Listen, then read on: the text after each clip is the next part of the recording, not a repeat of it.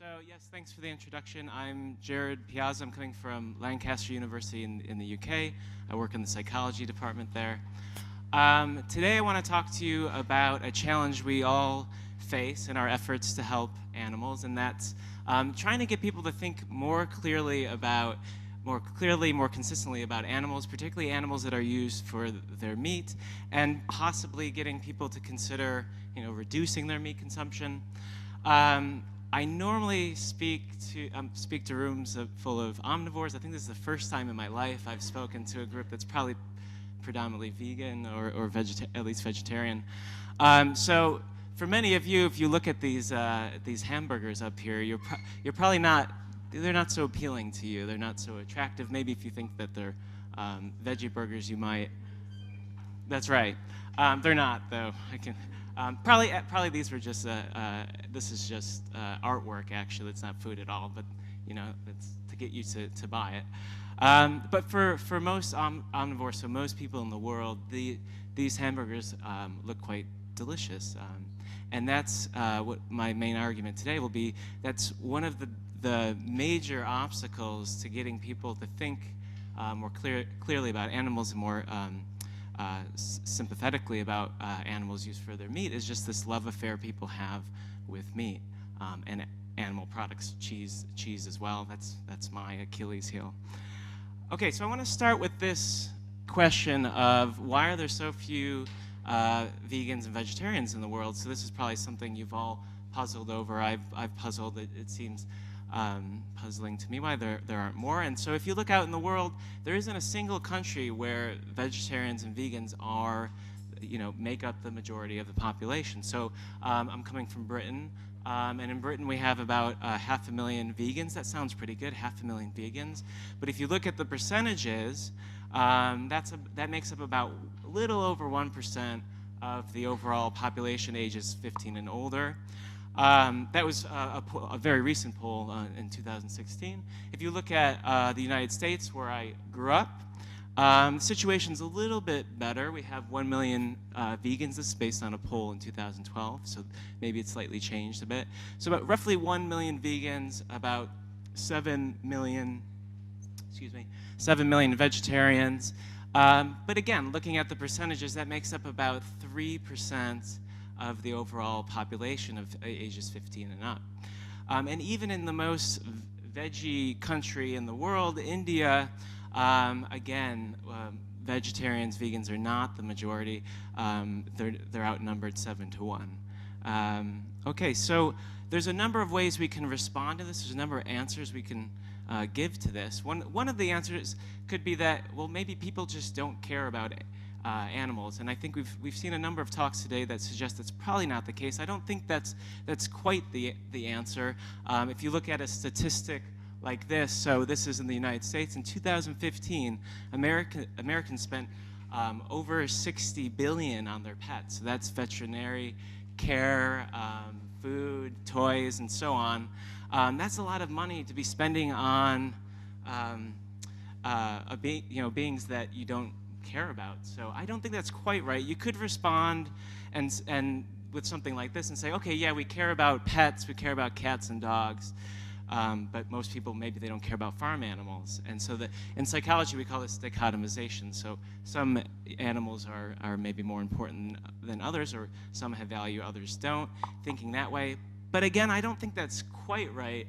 I think people do care about farm animals, but it's just that there's these sort of deep rationalizations that people have engaged in. So this is an example of a blog writer who's also a farmer, blogging for the Huffington Post. And you can see that she has really subscribed to this rationalization that it's necessary to eat meat. We need to get sustenance somewhere, so this is why we have to do it. And also subscribing to this notion of humane killing. We can say reply to this and think it's misguided, but I think that these are ways for people to be able to preserve the sense of compassion that they might have. So she's kind of focusing on, she's concerned about how they're treated before they're killed. That's the important thing. It's a way of kind of preserving that compassion, perhaps. So I don't think that's quite right.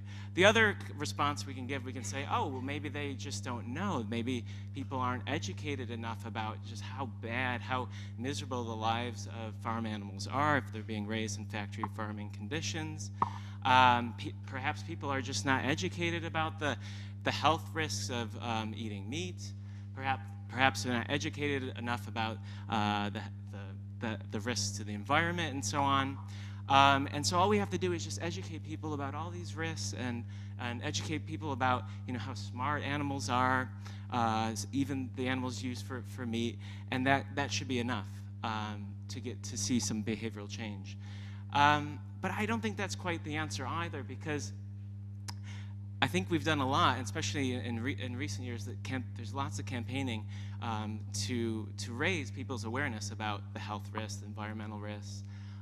Here's a few PETA ads, they focusing on trying to educate people about the mental abilities of cows, the social capacities of goats, and so on. So we've done a lot of great work here, campaigning and getting these messages out. So I don't think that's quite right as well. And today I want to argue that I think the real obstacle is just people's love affair with meat. There's a great book by Marta Zaraska. I was told she was supposed to be here, so I was really bummed when I found out that she couldn't. But if you really want to kind of understand the meat-motivated mind, I would suggest reading that book. Maybe it's been a while since you've had meat, and it might be hard to kind of put yourself back in the place of someone who really enjoys it. But I really think this is the main obstacle, and if we can do something to address this motivation to consume meat, people may be more receptive to these other messages that we have for them about, we're advocating for animals and farm animals. And I'm going to talk about some research from my lab where we've looked at this, trying to address these motivations. Okay, so before we get to that, I just want to, so there's lots of obstacles to effective animal advocacy. Many people have talked about this at the conference. From a psychological perspective, there's two in my mind that are really big, and I call them the MRs just because they start MR. And the first one is moral reactants. So this is the idea that people are really invested in seeing themselves as good, decent, ethical, moral individuals, and if that sense of their moral self is threatened, people tend to respond defensively. People want to continue seeing themselves in a positive light, and if that's threatened, people will respond in a defensive manner.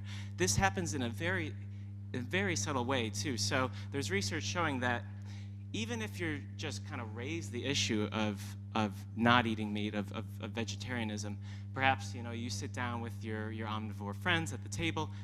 You're not ordering meat, they're ordering meat, they notice that. That's enough to just raise what psychologists term implicit moral reproach. So this is just making the inference that, well, they're not eating meat, they must be looking down on my decision to eat meat. Without you saying anything, that can already kick off and be in their minds. And that's enough to kind of raise these defenses. So moral reactants, I'm not going to talk too much about that today, but this is the one I want to focus on. The other MR is motivated reasoning.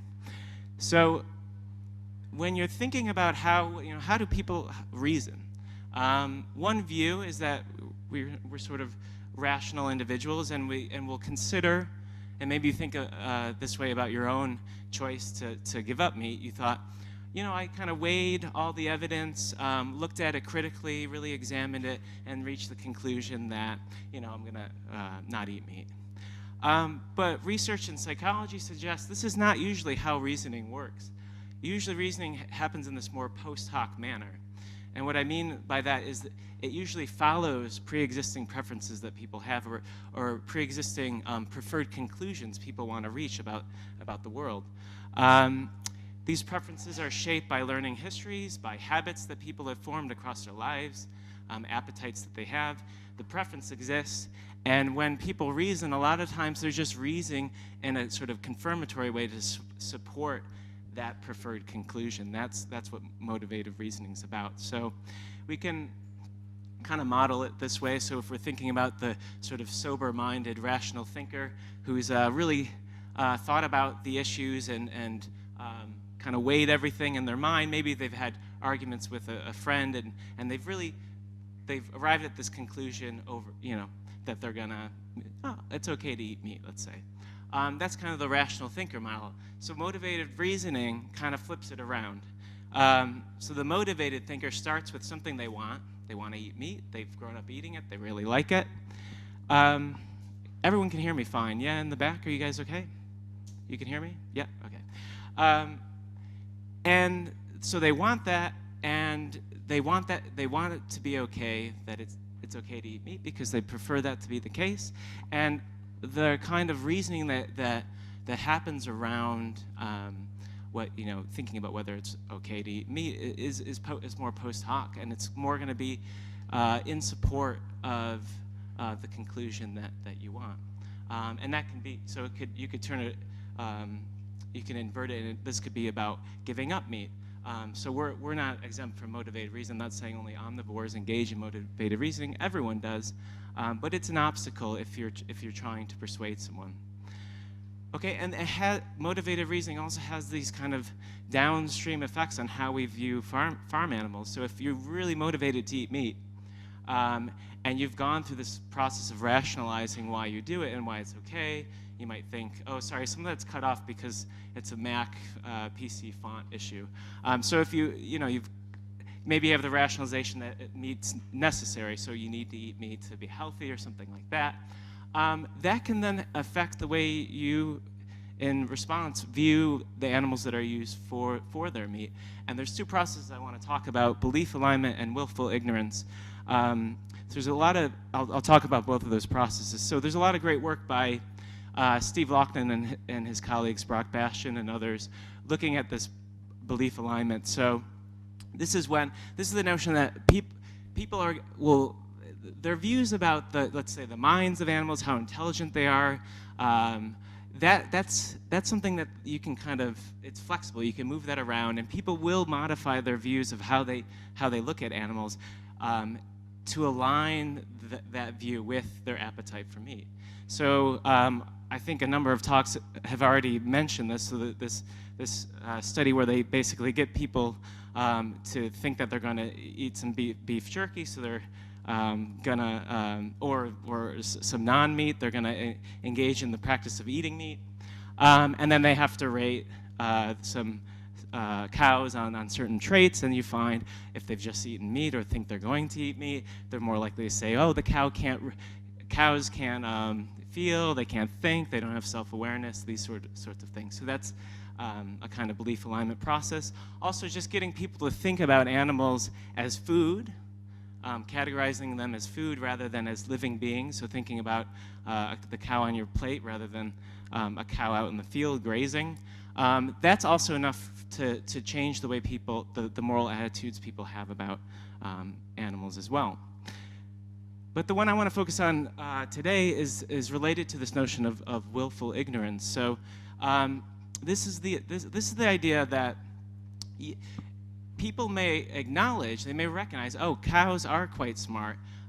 You're telling me that they are. I recognize that. That information goes into their minds. But when they're forming their judgment of whether the animal has some value, they may just not use that information. It's because that kind of that would put them in a situation where it's sort of inconvenient for their preference of eating meat. There's a few studies I want to walk you through that we did to look at this, and so this will be an important point that this is information that people generally find relevant to their moral judgments of animals. So I'll show you that people think more intelligent animals do deserve more moral concern, but the problem is once it's an animal that sort of threatens them in their view of their moral self, that information now becomes inconvenient, and it's something that will be disregarded. Okay, so there's 3 studies that we did on this, and there's a recent paper that this just came out a few weeks ago, so if anyone's interested in getting their hands on the paper, just contact me after. So the first question we sort of ask ourselves are, well, is the intelligence of animals, do most people see the intelligence of animals as, is that a factor that is important in people's moral judgments? And we wanted a situation to kind of create this moral baseline. So an animal that they have no pre-existing attitudes about. So we did this kind of hypothetical situation where they had to imagine that in the future we discover this new planet, and scientists discover this new creature, and they name them the trablins. That's a trablin. That's how I imagine it looking like. And they get a little more information about that new species. So they're told that the scientists are sort of doing, tests with the animals to see what kind of intelligence they have. And if you're in one condition, you learn that trablins are quite smart. They display sophisticated problem-solving abilities. They can learn simple rules and memorize patterns and sequences and so on. You're also given some just filler information about, the trablins are also herbivores. They tend to live in groups and so on. But then you might be randomly assigned to a different condition where you learn, trablins aren't so smart. They don't display even basic problem-solving abilities. They often fail to learn even simple rules, cannot memorize patterns of sequences, and so on. And everyone gets the same filler information. And now you're asked a series of questions. First is just a check to see if our manipulation's working. So they're asked, how intelligent are trablins based on what you read about them? And they rate that on a scale. And then they have some questions about their moral concern for trablins. So there's a situation where one of the scientists realizes trablins' meat is edible. And in fact, our supplies look like they're sort of running low, and we can extend our supplies if we start eating the trablins. So one of the scientists puts forth that, okay, let's maybe start eating trablins. And you as a participant have to decide, well, would it be wrong to do this? Would you eat trablins if you were in the same situation? There's 5 items, and they're all kind of focusing on that, whether it's wrong to do this. And here's what we found, and just in terms of our manipulation, it seems to be working quite strongly. So if you learn that trablins are not so smart, you rate them much higher on intelligence here. So the red bars will be the smart condition, and the yellow bars are not so smart. And then as far as the moral concern goes, we also get quite a large effect, quite a large statistical, in statistical terms, that's quite a large effect. So people are using this information that they're getting about the intelligence of animals, and that does factor into their judgment of whether it be wrong to use the animal as food. But this is an animal for which they have no involvement, they're not, this is a fictional animal. And the interesting thing about the study as well is we looked at people's dietary habits, and we had a scale from going from meat lover all the way up to full vegan. It was a 6-point scale, and that scale only correlated weakly, and this is non-significantly, with moral concern scores. So the idea here is that everyone's kind of thinking the same way. More intelligent the trablin is, the more moral concern we have for them, regardless if you're omnivore or vegan. So we conclude, okay, well, that's kind of the baseline. People do think intelligence matters. But that was an animal where it created no moral problems for the individual. What if we look at an animal that's used as meat in the person's own society? So in study 2, we chose pigs as our problematic animal for people. These are British omnivores that we're recruiting. And the study's kind of similar to the first study, where people get information about how smart pigs are in relation to dogs. We kind of pitched it that way, based on some information on a PETA website where they had done that. So you either learn that pigs are really intelligent in comparison to dogs, or you learn that pigs are kind of dumb in comparison to dogs. We make sure that it's counterbalance the information. And then there's 2 other conditions where that you could be randomly assigned to. So you could learn about the intelligence of tappers that are used for meat in South America. You learn about, and again, are tappers more or less intelligent relative to dogs.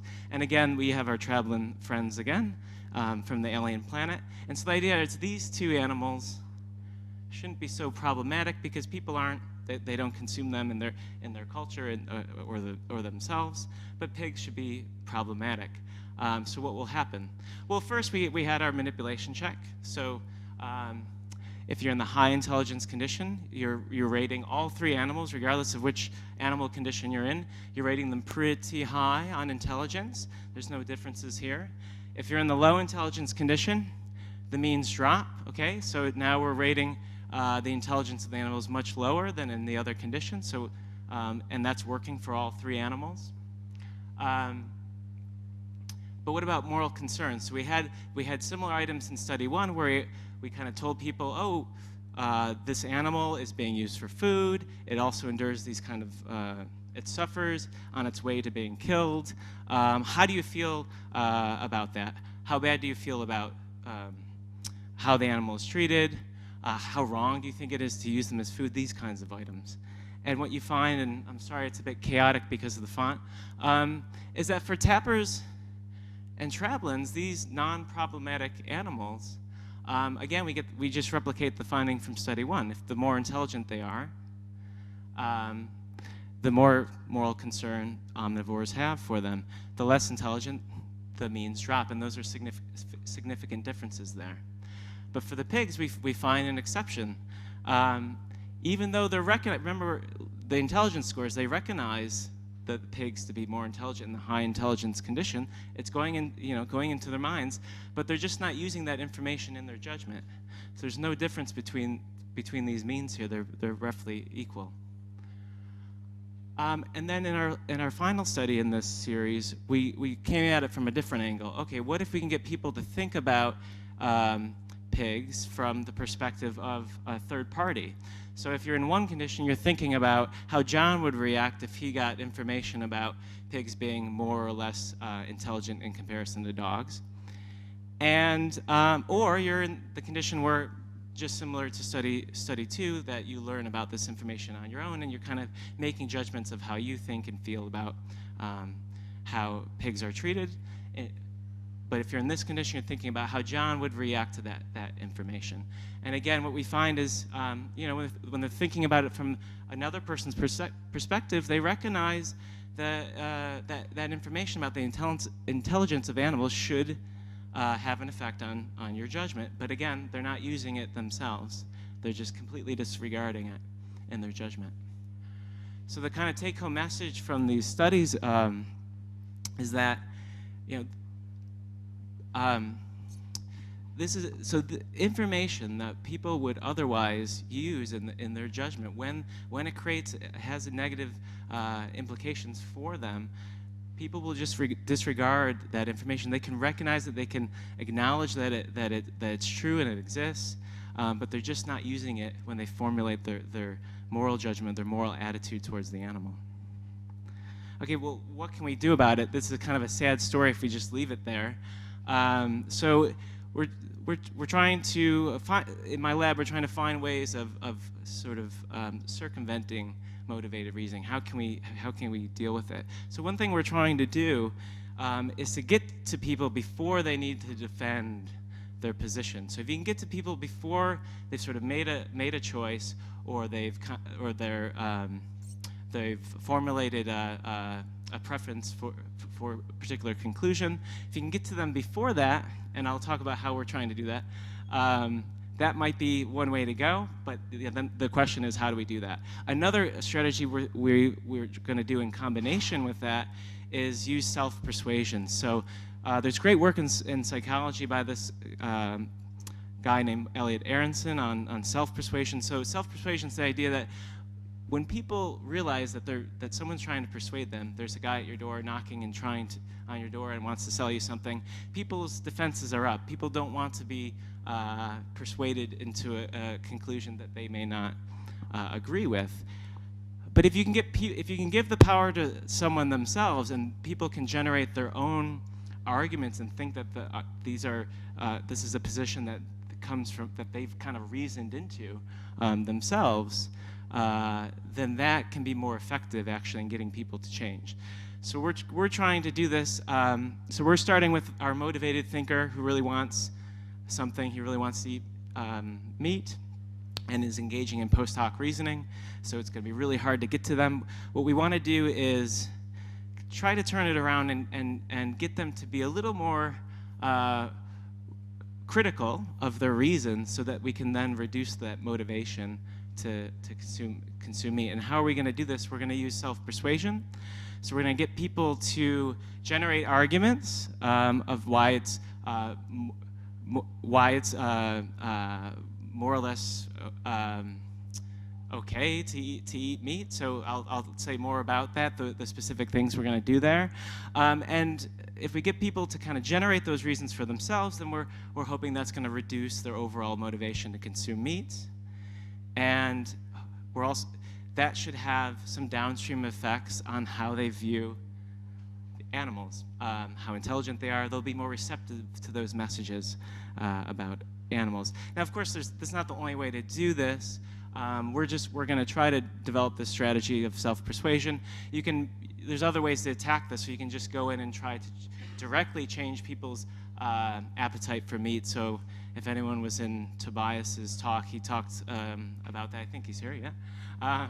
Just, giving people good alternatives is another way to do it. But we're going to try this method and see if there's any positive effects of it.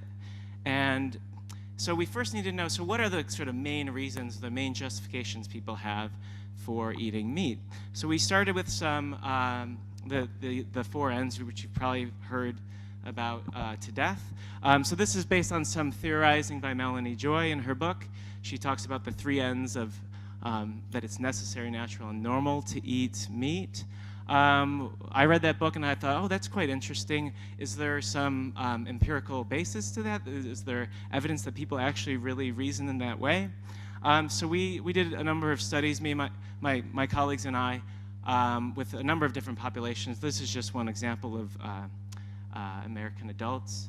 Can I just quickly ask for time? How much time do I have? What? A quarter? Okay, great. And what we found is that, so we just asked them, why is it okay to eat meat? So it's kind of like a moral justification for why you're doing it.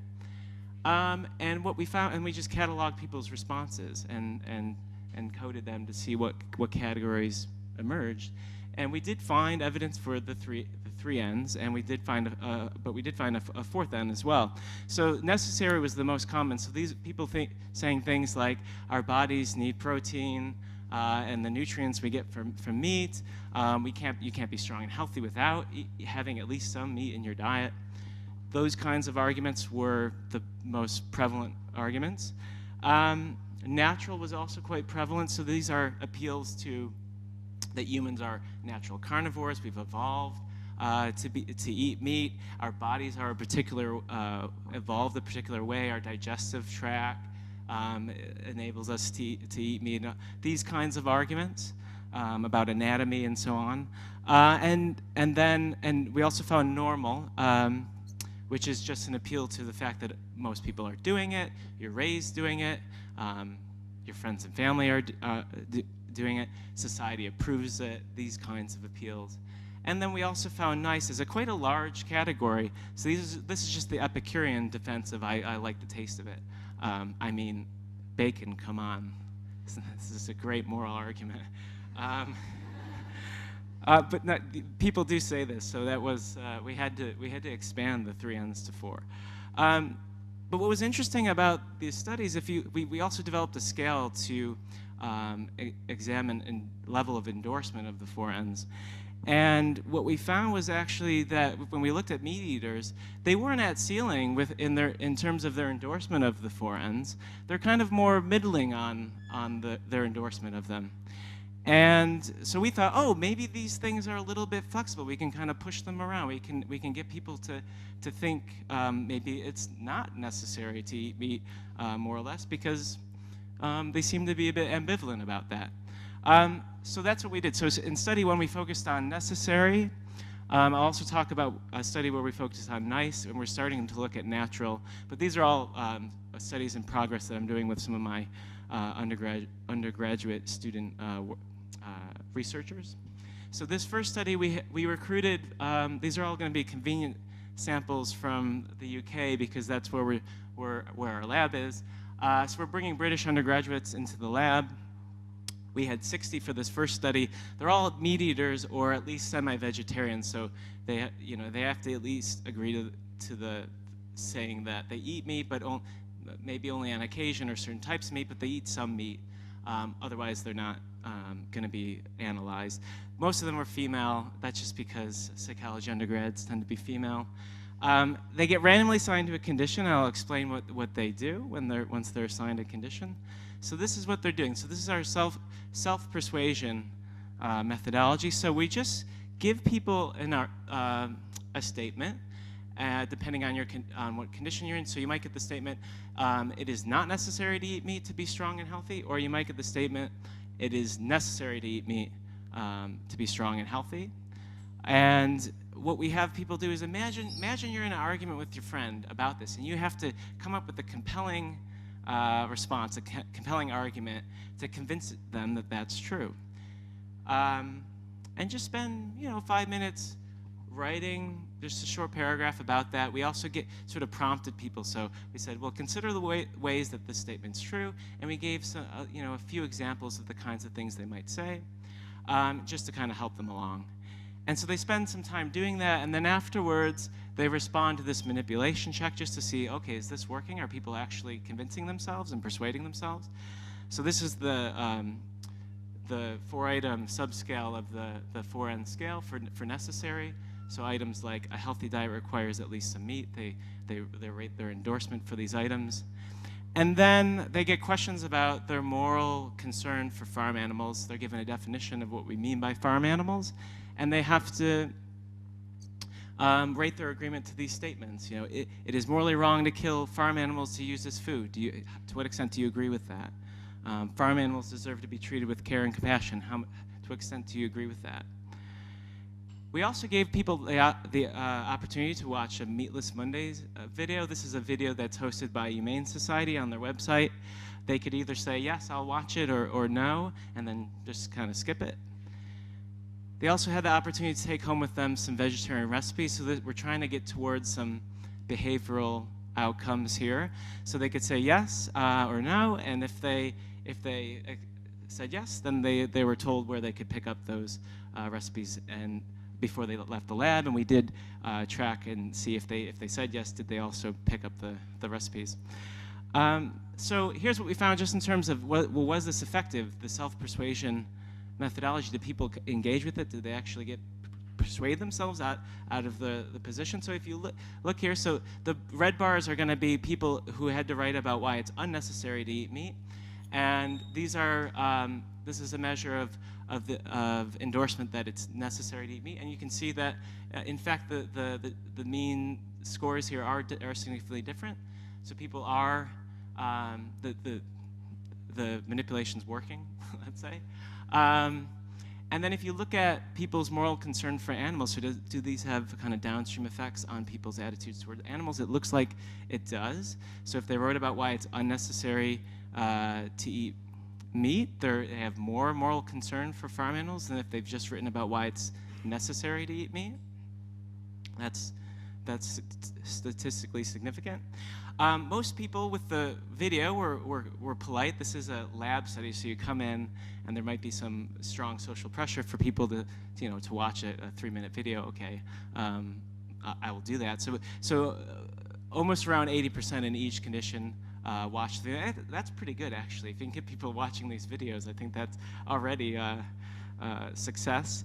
But this is the interesting thing. So with vegetarian recipes, we do find this difference. So if you just wrote about why it's unnecessary to eat meat, you're much more likely to take home some vegetarian recipes with you after leaving the lab than if you wrote why it's necessary to eat meat. Okay, so it seems like getting people to engage in this kind of self-persuasion and addressing their motivations for eating meat can have these kind of downstream effects on behavior. Our second study looked at NICE. This was again with British omnivores, so you have to eat some meat to be in the study.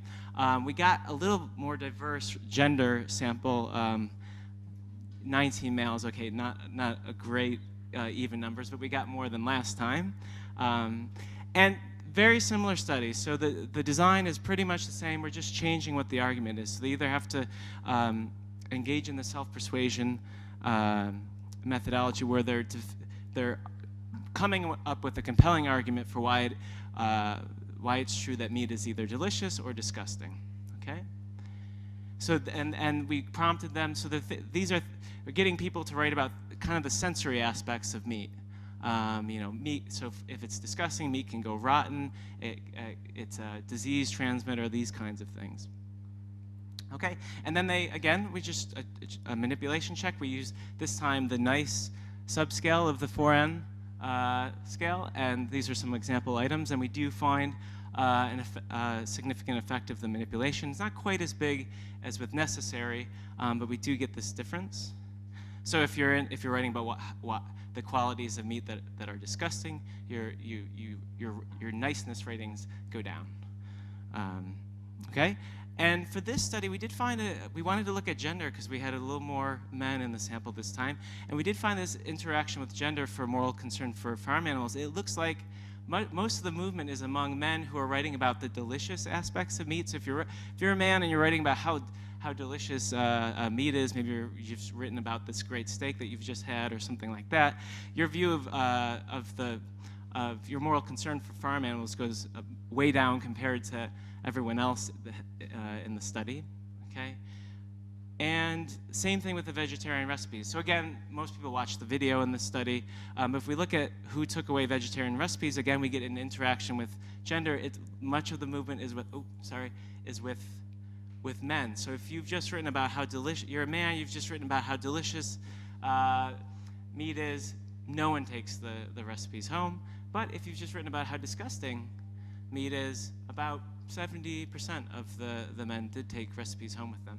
Actually, it was slightly greater than the women. Women were kind of like flip of a coin, 50% in both condition.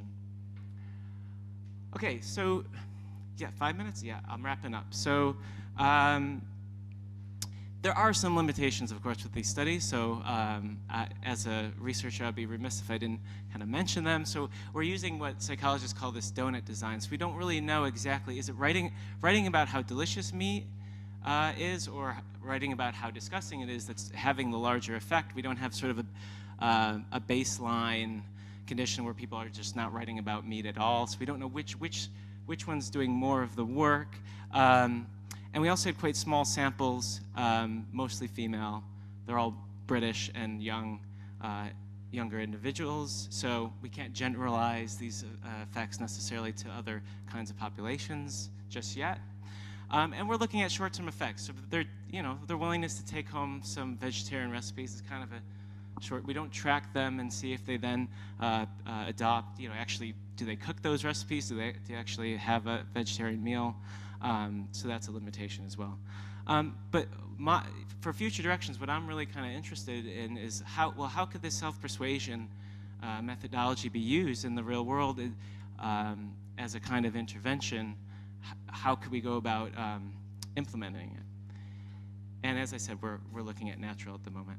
So just to wrap up, the kind of take-home message that I can leave you with today is that, when we're trying to, we have these campaigns, we're trying to convince people about, convince them that farm animals matter, they have these active, emotional and intellectual lives.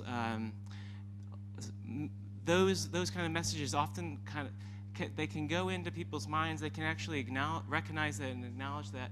But if you haven't dealt with their motivation to consume meat, they may not be using that when they're actually thinking about the moral value of the animal.